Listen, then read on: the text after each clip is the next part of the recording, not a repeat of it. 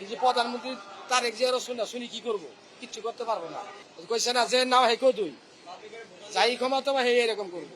এই যে কি করতেছি আমার কষ্ট, এই গরমে কষ্ট, মানুষে 10 মিনিট 20 মিনিট লেট করন যা অন্ত কয়টা বাজে 2 ঘন্টার কাছাকাছি হয়ে গেছে, তা কত অপেক্ষা করি।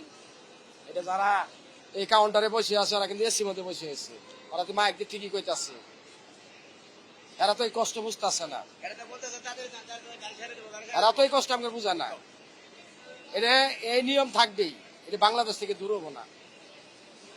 এই লাইনে যারা চাকরি করে তারা সবাই দুর্নীতি করে, আমি যেটুকু বুঝি। কেউ ভালো না, কেউ ভালো না। আমার যদি টাকা ঘুরোতে আমি বাসায় যেতাম গা, আমি ট্রেনে যাইতাম না। যদি টাকা ঘুরো দিব, টাকা ঘুরো দিব না। আমার পাপু খুলে গেছে, 2 ঘন্টা দাঁড়াই থাকতে পারে।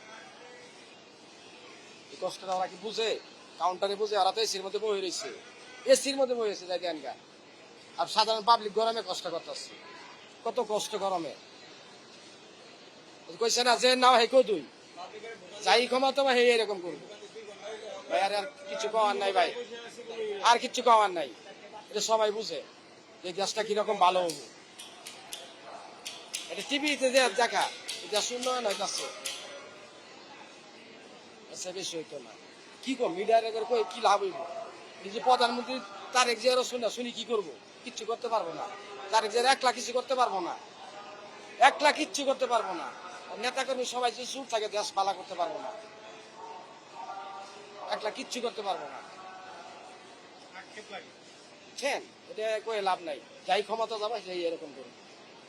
আপনার মিডিয়ার আর আপনারা পাবলিকের কাছে তুলে বসেন, কিন্তু আপনার তো কোনো কিচ্ছু করার নাই, আপনারা এটা প্রচার করেন।